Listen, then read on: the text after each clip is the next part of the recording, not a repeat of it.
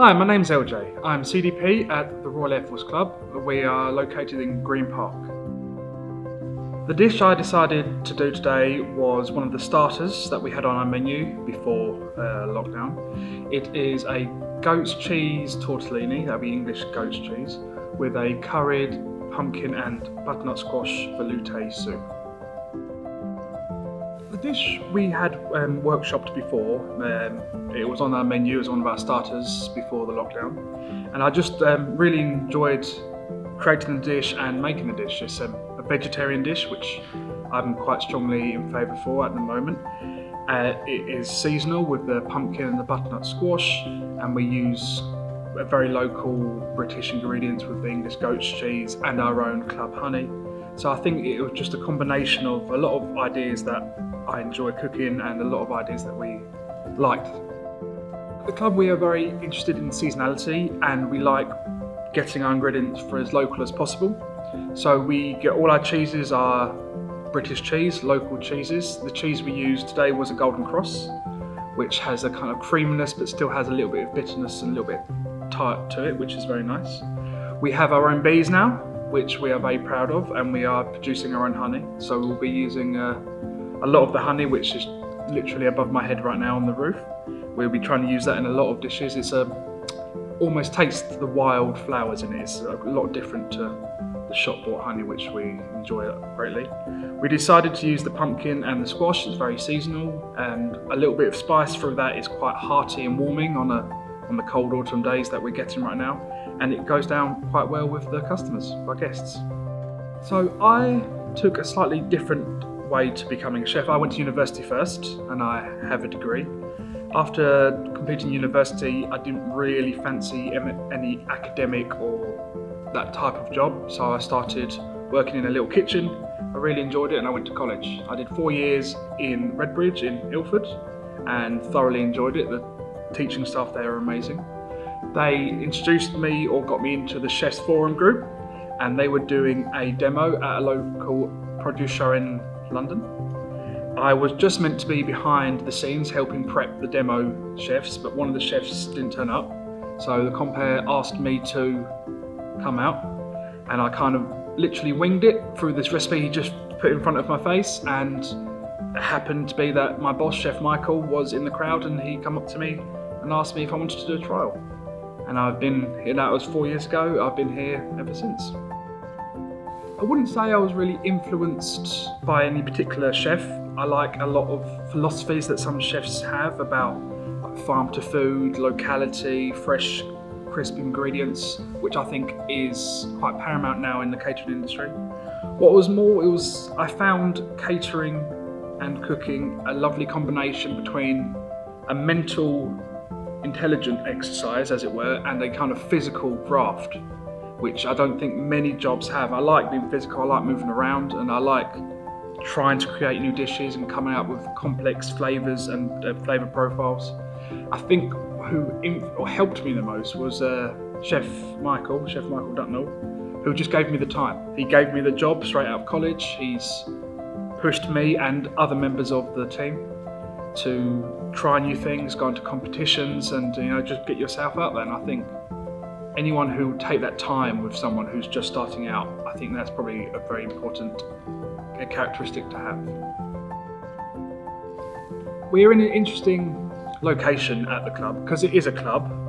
We don't really have to adhere to a set style, as it were. We do predominantly, I would say, British influence, British twist, but we are not scared or we're not refrained from doing Asian dishes, Italian dishes, mixing up a bit, deciding we want to try this influence with this influence, which is it's quite refreshing, quite freeing. The one thing I probably would say is that fish is very popular at the club. So we have quite classic British dishes like smoked salmon, which we would probably never be able to remove. If we have haddock or any type of fish dish, that will fly off the shelves, as it were. But otherwise, we do a little bit of this and a little bit of that. Whatever we kind of fancy, whatever is seasonal, will always influence the way we create our dishes. So to start with, we are going to take out the goat's cheese and leave that to the side to try and bring it up to room temperature. We want to do that so it's softer and easier to mould with the cream that we're going to put in it. We will be putting in some thyme and some seasoning, and we'll just let that sit. We're now going on to make the pasta, and here I've measured out 120 grams of type 00 flour. Type 00 flour is a finer grind and is better for the texture of the pasta that we're going to make.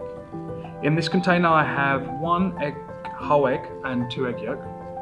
We mix up because there is more water content in the egg white. So you want that water to help the pasta bind, but you want the egg yolk to increase the richness and the colour of the final product. So we're going to now make a little well in the flour. We're going to season, and we're going to add a little bit of olive oil. And then we will be adding the egg mix bit by bit into the well and folding or mixing into the flour until we've just formed a rough dough. As you can see, it will be flaky, almost like a short crust to start with, but we will be kneading that with the heel of our hand, and that will stretch out and change the gluten structure in the flour, in the dough, and that will come together and make a smooth, springy, firm dough.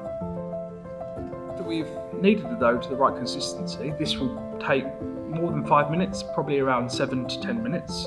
You'll get the firm, springy consistency. We'll be cling filming the dough and leaving it in the fridge just to rest for a little bit. While the goat's cheese is warming up and getting ready to be moved and the pasta is now in the fridge, we'll be going on to the soup.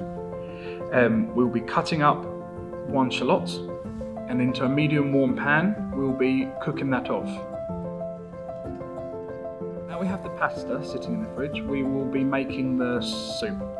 We're going to start by sweating off an onion in a medium to warm pan, and as the onion is sweating off we'll be adding a little bit of seasoning, the bay leaf and thyme. While that is cooking off, we will be prepping and dicing the butternut squash and the pumpkin. The pumpkin, we will be saving the seeds for later on, and that can be roughly diced because everything will be blended at the end. The butternut squash, you want to take some of it and cut it into fine dice, which is about 15 centimeters cube, and the rest of it and the trimmings we can add straight into the pan as well, and we'll be cooking the pumpkin, the butternut squash and the onions off together with the herbs. Once they have started to cook off and get a little bit of colour, we're going to add the curry seasoning. So we have a teaspoon of curry powder and a teaspoon of cumin. And the reason we want to cook off the spices with the vegetables is to increase the flavour, get a little bit of caramelisation on the pan, but also raw spices can be bitter to the tongue. So we want to just cook that off and get rid of that bitter flavour. Once that has been cooked off, we're going to add our vegetable stock. And here I've got about 500 ml of vegetable stock. We will start with 250 ml. Cook that off, reduce that down a little bit and cook off the vegetables, and then we'll see if we need to add more stock later on.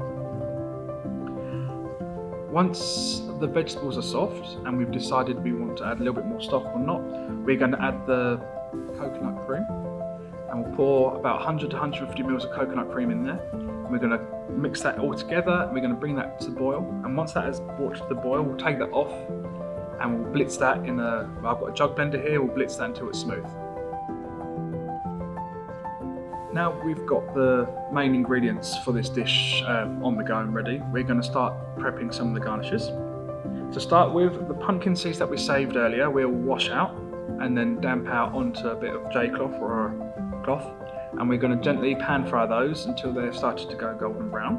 Once they are to your desired colour, you can take them off the hob and save those for later on. Coriander oil, we will bring a pot of water to boil, and then we're going to blanch the coriander.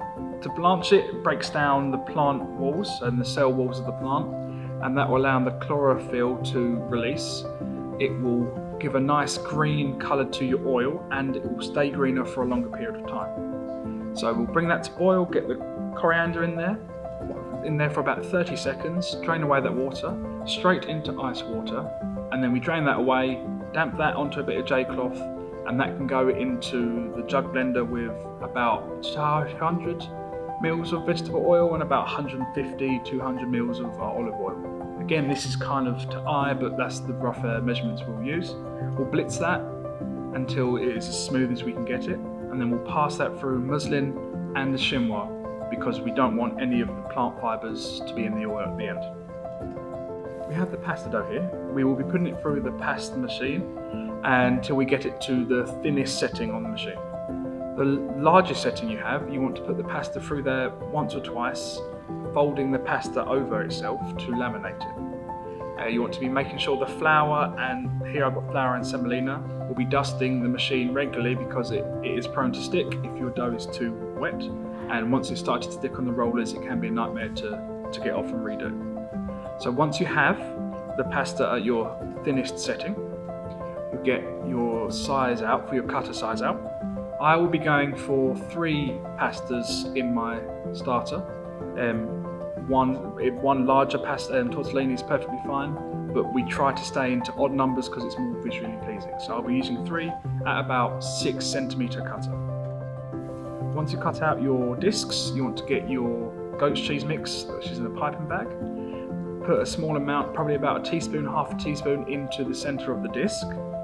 Put in a small amount of water around the rim of the pasta disc, and then folding into a half moon shape, and then taking both corners and folding them together with a little bit of water so the pasta can stick, and then we're just going to flick the collar down to get your classic tortellini shape. To serve this dish, we will have on the hob a bit of the soup hot, and we will have some boiling salted water to cook the pasta. We can cook the pasta from frozen if we choose, but we have made fresh, and it will take about 2 minutes, or I'd take it out just as the pasta starts to rise to the top. We will then pan fry the diced butternut squash until there is a nice golden brown coating on the squash.